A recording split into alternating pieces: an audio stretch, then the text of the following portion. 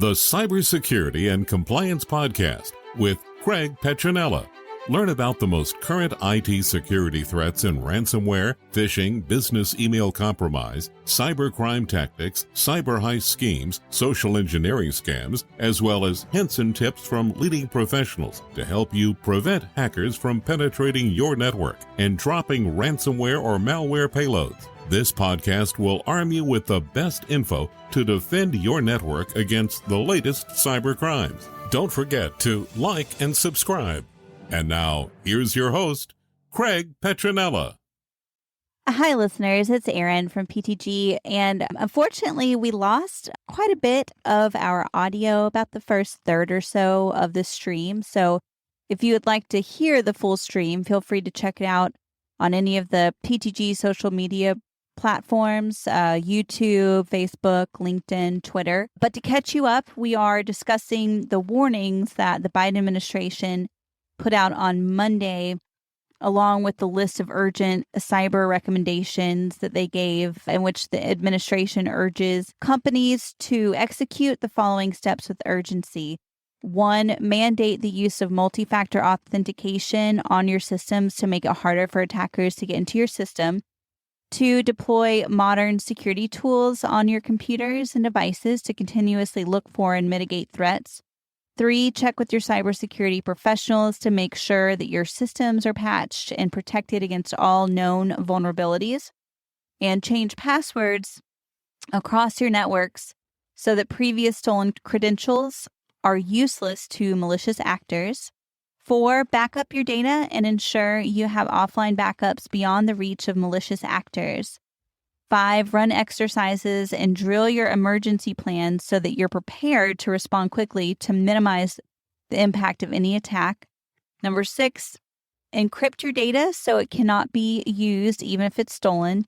7, educate your employees to common tactics that attackers will use over email or through websites, and encourage them to report if their computers or phones have shown unusual behavior, such as unusual crashes or operating very slowly.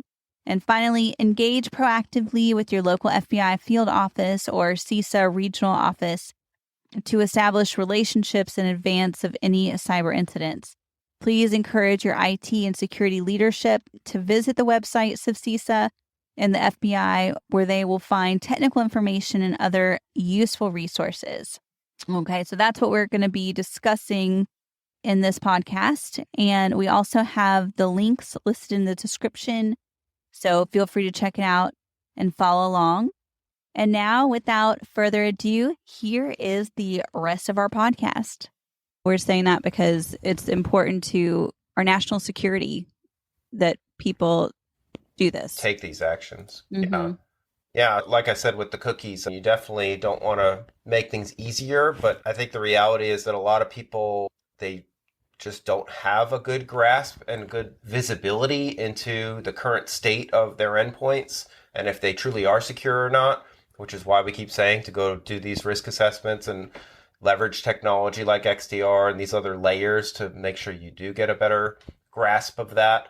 But yeah, definitely take this order from Biden as a wake-up call. Yeah, and here, let's just dig a little deeper. And full disclosure from us. Yeah, we're a cybersecurity company, and we're here if you want to get a hold of a cybersecurity professional. But monetary gain is not our motivation. Like, we all expect to be rich off crypto by next month. No, so we're not worried about that. But we really do want to help secure the nations because all of our children and loved ones live here. So this is very personal for us, and that's a true statement. And so this is alarming to me when I read this, because in the list of recommendations that they're giving, number 1 is MFA, and then they say to use modern cyber tools and contact a cyber professional. But here's why a cyber professional is so important and why it made that list.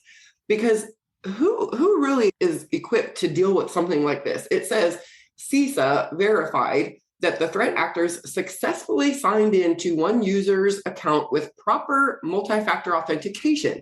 In this case, CISA believes the threat actors may have used browser cookies to defeat MFA with a pass the cookie attack. Okay, so if the number 1 recommendation is MFA, but pass the cookie attacks can defeat MFA, this is also so complicated, and it's also serious because our lives like have now become attached to the cyber realm. And so this is just really serious now. It's just at that point because cookies, in the example that we talked about the other day, we were just talking about one music service, Spotify, that just as an example. And this is just one example to put it in a proper reference for people. But in their section, I was reading through about cookies, and I learned a lot about cookies that I didn't know, but there's all different types of cookies and levels of cookies and things that cookies do. And I guess if we were to look at this on a whiteboard and count the cookies and then knowing that there's past the cookie attacks, this is really something that you really need help with probably. Yeah, obviously we're talking about Biden's recommendations on this bulleted list of things to do, and we'll zero a little deeper into the multi-factor or MFA.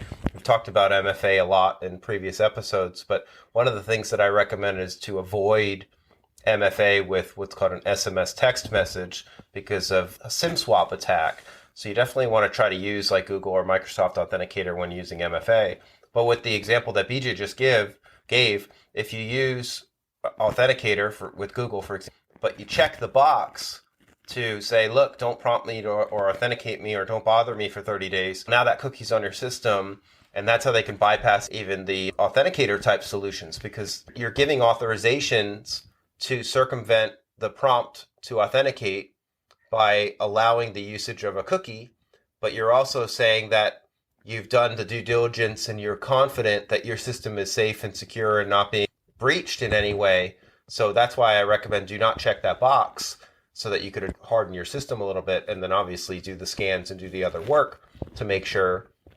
But try to use that Google Authenticator or Microsoft Authenticator with as many different types of solutions and websites that you can, because that's much more secure than SMS text. And go ahead. Sorry, go ahead. I was thinking too, one thing that this really highlights, this fact sheet, is another thing that we've been repeating over and over again, which is just how important it is to layer your cybersecurity. So like BJ mentioned, if somebody was able to get in with the MFA, okay, great. But if you have something like XDR or even a good antivirus or something, it's not going to catch everything, but it'll help even if it does get past this like initial layer of defense. If you have multiple layers, it's going to stop them at the next gate, basically. So it's like having, if you can think about it like that, it's like having 22, with the patented 22 layer or whatever, like having multiple protections. It's just more gates that people have to pass through or more locks that they have to unlock. That's such a good point, Erin, because if you recall yesterday when we were just briefly, because I like to mention something that's very cutting edge in each of our podcasts, just as food for thought. But yesterday we were talking about the breakthrough that Microsoft had with topological qubits. And the science of topological qubits is that it's like a braided, like a woven design. And it's the same concept as what we're talking about right now. There's such an effectiveness when you have that type of a design because it's just like a shield almost. And then like in topological qubits, quantum information can be stored there. And from a cybersecurity perspective, it's like your security is woven, you know what I mean, in layers. And that XDR layer, the reason that it is so critical is because you have that X factor that no one can really define or properly measure. There is no accurate system of metrology when it comes to machine learning because it's a huge question mark. And we just don't know the potential. But if you have something that has a neural network and it has the ability to learn from a machine learning perspective, like an XDR tool on your network, the thing is that it's going to learn what's normal for your network. It's going to learn because like I can see that with my smart home has started to change how it interacts with me because it's learned what's normal for my home, what sounds are normal and things like that. Because I have the settings turned up to pay attention all the time. So it alerts me if there's a cough or just things like that with presence sensing, just to teach it. And it is learning. It's learning what's normal for me. And the same thing goes with an XDR tool. It learns what's normal for your network. So although it's not coded with programming language to look for everything because we don't know every threat yet, it does have the ability to learn what's normal on your network. And then when something out of place happens, even if it's not coded to look for that specifically, it can still see a pattern of something unusual. And that's where this thing can really be effective for people. Yeah, I think that's well said. I think the other thing is that even with these bulleted lists here, you have to really put in multiple layers at each bullet too, because I think, BJ, a lot of people don't have that figured out as far as what is the visibility, what is normal for their network, because they don't have some of these technologies. So I think the first step is got to start somewhere, right? So start with the risk assessment, go through, figure out your gaps, adopt some of these technologies like modern solutions like XDR, ED, things that are above and beyond traditional antivirus and firewalls. Like I said with the MFA, you want to make sure that the password is not a breached password too. So you need to use a complex, secure password, and we talked about that a lot of times as far as using password managers and the reasons why we recommend them, especially a reputable one, and then pairing the password manager with another layer, which is typically a hardware token layer. So you have to assume the worst, right? And you have to assume that, okay, they got my password, but you as the consumer or the business owner can take that power into your own hands and come up with some type of policy for yourself or practice where I'm going to change my password every month or whatever frequency. Obviously, more often is best, but too frequent can be annoying too. So you got to come up with that delicate balance is my point. But I think a lot of people are still using breached passwords. So obviously change your passwords, but then going another step. What if you have a keylogger on your system? And we've talked about the importance of keystroke encryption. So you should have a keystroke encryption solution on your device. Because if you've got malware and a keylogger on your system and you go change your passwords, well, if the keylogger's exfiltrating that information, guess what? The bad actors have that too. So you want to try to make this as hard as possible. Adopt the keystroke encryption first, then change your passwords after that layer's in place, and then do your MFA. And then so you have these different layers at each of these bullet points. And it's the same thing with the modern tools and technology. Most people listening probably know what antivirus is. There are different levels of antivirus, but don't trust just one vendor and one level. On our systems, when we protect our companies, we use over 59 different vendor filters. We don't trust one company and say, oh, you said it's clean. We look at as many as possible. So on email alone filtering, we're looking at 59 different vendors. Yeah, you have to assume that with every vendor and every piece of technology, you have to assume just from a scientific perspective that there's the law of averages says that there's going to be a certain degree of that's what I'm saying. So like when you get a pen test done, for example,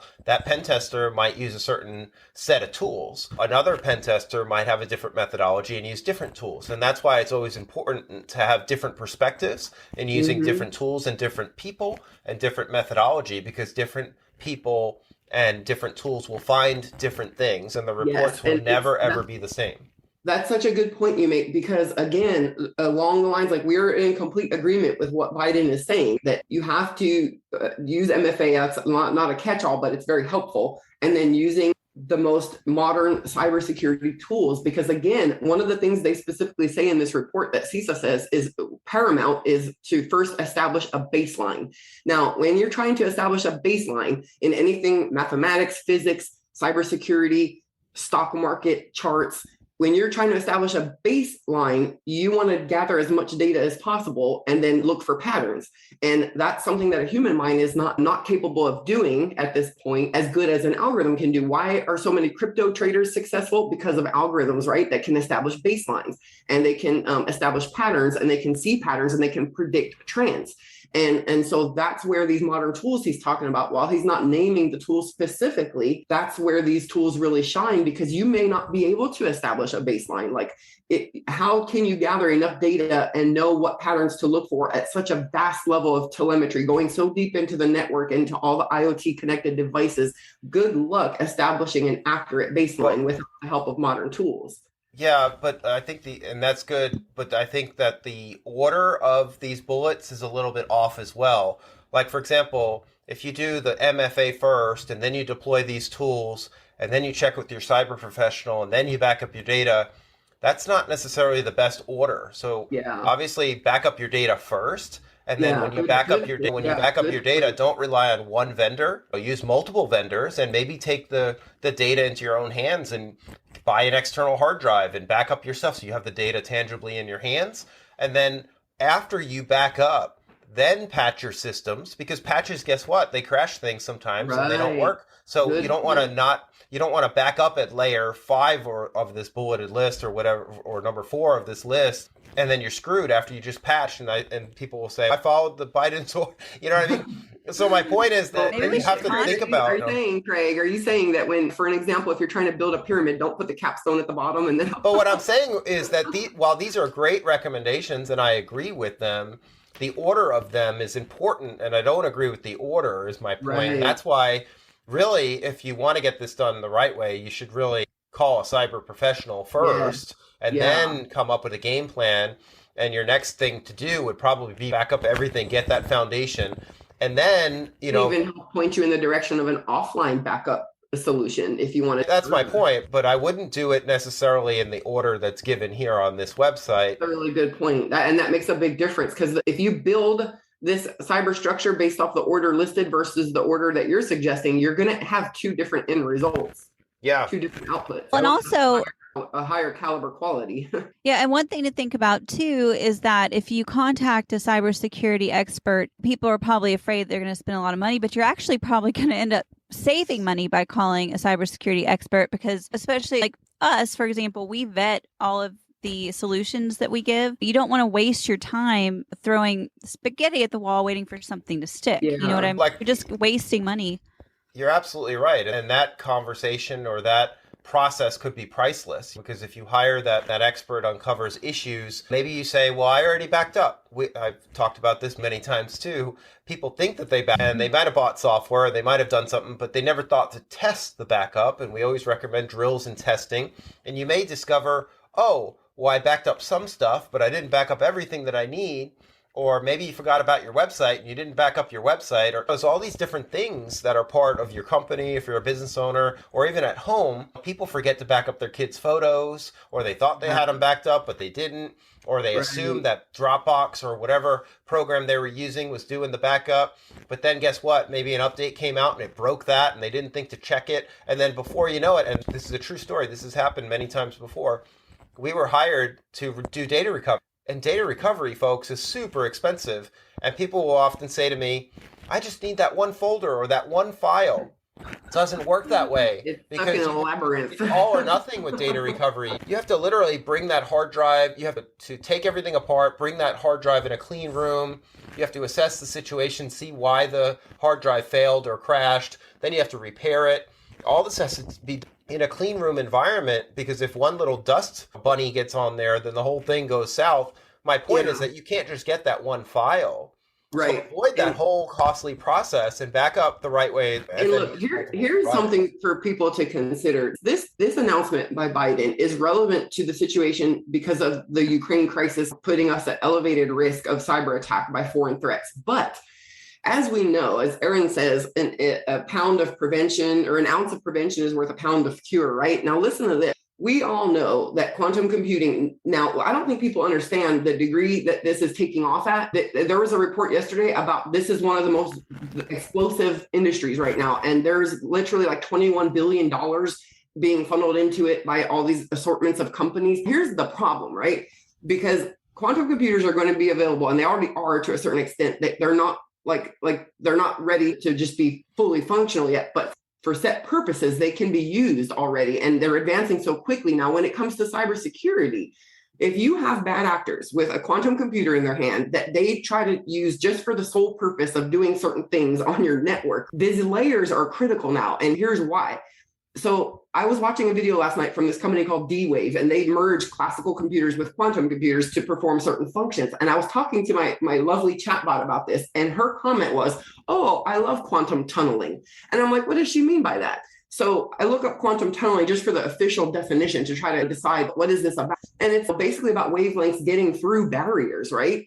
And these systems are already happening. You can use these systems already. Like, you can pay the companies and you can use their quantum systems. Bad people can get these in their hands.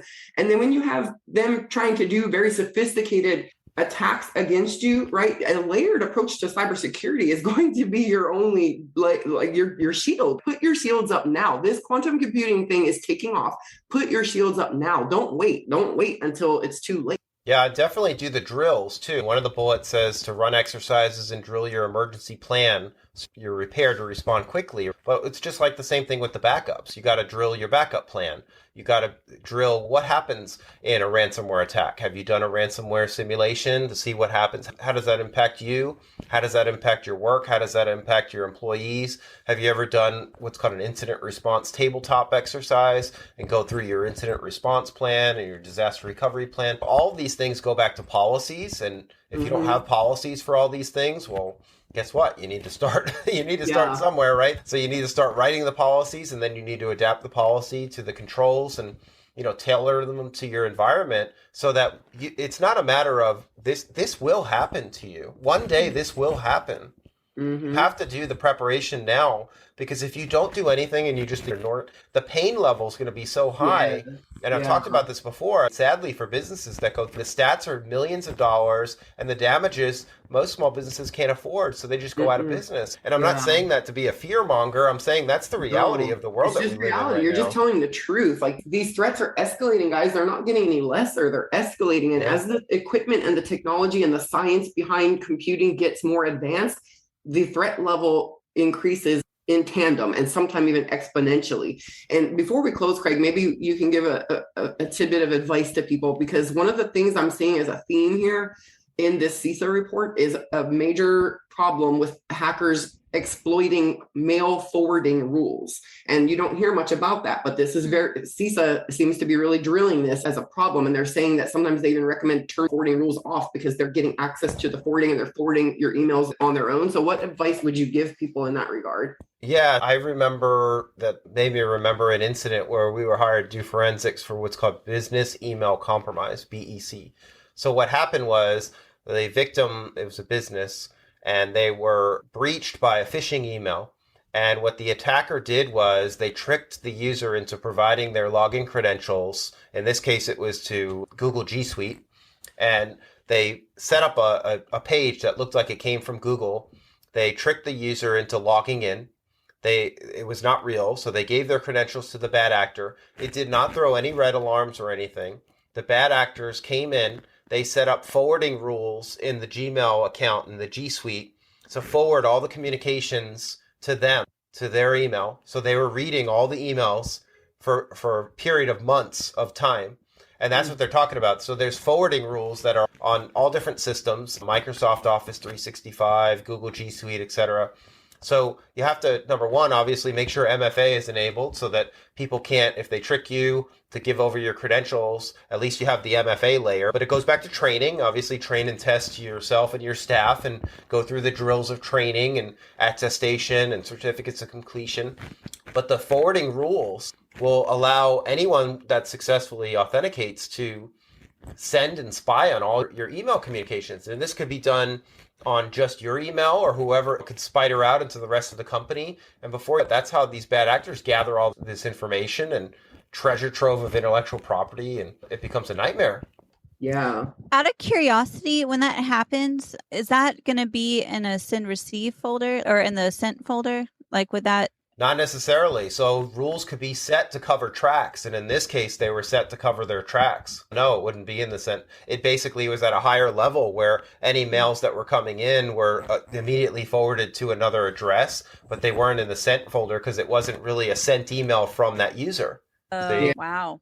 Yeah, that's what CISA is saying here too, that they're using forwarding mail forward rule creation to send your emails, especially with certain keywords like financial keywords and stuff. Yeah. And that it says here that they're forwarding messages received by the users, specifically messages with certain phishing related keywords, to the legitimate user's really simple syndication RSS feeds or RSS subscriptions folder in an effort to prevent warnings from being seen by the legitimate users. And this is why it's important to use encrypted email too. If you've got vendors that you do business with, and maybe you have to do wire transfers or move money and stuff like that, you can set what's called trusted circles so that bad actors, they can't, that's another layer of security, right? It's like another force field, so to speak, but they're not going to get in through that with a phishing email. So you have a trusted circle of only your vendors, and then only those communications go back and forth. And then you also have the encryption layer that further protects you. So it's all about the layers. Yep. It's about the layers and knowing, like that old saying that Socrates said, know thyself. And it really relates to cybersecurity. Know thy network. Establish your baseline, because unless you can measure something, improve upon it. If you don't know, if I want to lose weight, I need to know where I'm at today so that I can set my goals. So know your network, like just know your network and then start to improve upon it, but establish your baseline. Yeah, knowledge is power. And I keep It truly thinking, is, yeah. It's when we talk actionable about intelligence. Knowledge is actionable intelligence, and that's where you can actually create change with it. yeah, and I keep thinking, going back to the layers, and I keep thinking of a fortress, right? Like a castle. One thing to think about, if you only have one layer, let's say you have a moat around your castle, but you don't have any military or army to back it up. If somebody gets past that moat, they're going to be able to have that moat, and you have a tall wall, and you have an army, and you have cannons, all these extra layers. Even if they do get past like the first layer or whatever, you're going to have backup. So it's important to think about what could happen and then find a solution to whatever could happen. That's why those drills and exercises are so important, that I was saying, like with the incident response and the disaster recovery, the tabletop exercises, because you have to think about it, and you don't just do it one time, you do it from different perspectives and scenarios. So you assume, okay, so let's say you're using Microsoft and you're using Microsoft OneDrive, for example, and maybe you use that for business, and that comes with Office 365. Okay, that's great. But did you know that Microsoft they're not responsible for data? Did you know that OneDrive is not backing you up? A lot of people don't know that. And it's not just Microsoft. All the big providers typically hold themselves harmless in their terms and conditions, where they say, look, we're not responsible for your data. That's on you. How many listeners out there are using Microsoft or Google or Amazon or different products that are out there off the shelf, but then assuming in their brain, oh, that big company's backing up? No, you have to take that upon yourself.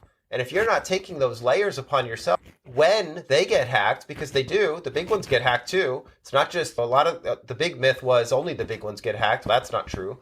But my point is that assume the worst and go through that exercise. Assume that Microsoft's hacked. Assumes you can't log in. What do? How do you get your data? What other redundancies do you have in place? And then you have to assume that, okay, I have this extra redundancy, I'm going to use this system to back. Then you have to keep doing that in your company and keep checking all these different layers. Like Erin was saying with the moat and the cannons and all these different layers, try to find those single points of failure and eliminate them. Yeah. And also, I think, what is that one overlay, the Microsoft Office High? What is it? The GCC High. Mm-hmm. Yes. Another thing that I thought was really noteworthy about that, people are doing that for CMMC, NIST, DFARS, all that, but they don't even encrypt anything, do they? Like, well, GCC High does have encryption. It's not the most strong end-to-end encryption, but it does leverage encryption. But there's limitations to the GCC High platform, where if you're not part of the ecosystem, it doesn't work. So like both sides have to be part of the ecosystem, and the usability or the workflow may or may not work for certain companies, because that's a pretty tight loop there. Yeah. There's always a tool for the right tool for the job, so to speak. In my opinion, GCC High is an expensive solution for most companies. For really large companies, so maybe it's a good fit.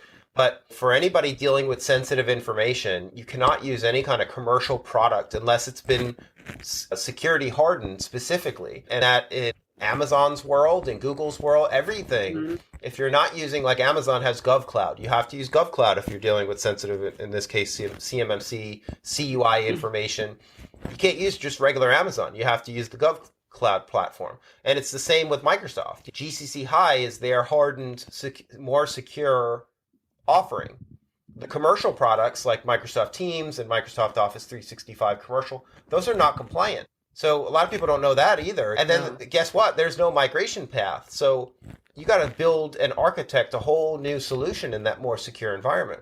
Yeah. And along those lines, if you're out there and you feel lost in a sea of all this, it's a lot of stuff. A good starting point just might be a pen test, because then when you do a pen test, that's invaluable information, because you're literally engaging people that have the same level of expertise, if not higher, than the bad guys, that can poke around in your network and your devices and see what they uncover, because then it's a lot it's just a lot more fruitful if you know your vulnerabilities and you can patch them before someone else finds them, Absolutely. Yeah, and I think maybe we can get more into that like tomorrow. I think that would be a great topic because I think a lot of people don't necessarily see the value in a pen test or an assessment. And again, we've done pen tests against, we won't name any names, obviously, but like very large financial institutions that have a big presence, all right, in a certain geographical area, and lots of like pages and pages and pages of vulnerabilities that we discovered. Yep. And when this is like high tech equipment, like huge IT department, a whole cyber department, and like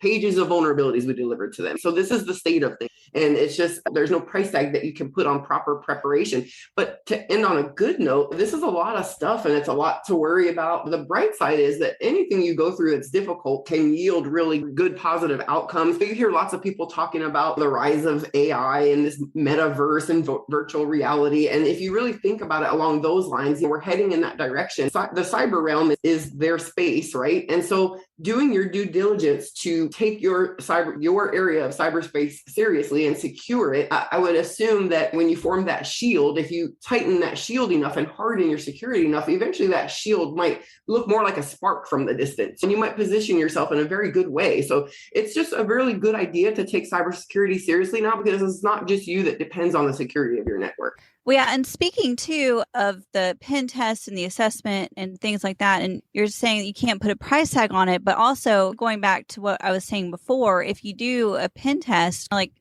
contacting a cybersecurity specialist before you implement a whole bunch of things that are incorrect, it's the same thing with an assessment. It's just like going to the doctor and getting a physical before you have something, before you come up with a solution, right? Because you don't necessarily know what's wrong until you get an overview of everything, and knowing where your vulnerabilities are, that's a great place to start. So if you don't know, what's the first step in the scientific process is identifying the problem, right? So you have to do some discovery to identify where exactly you need to harden your security.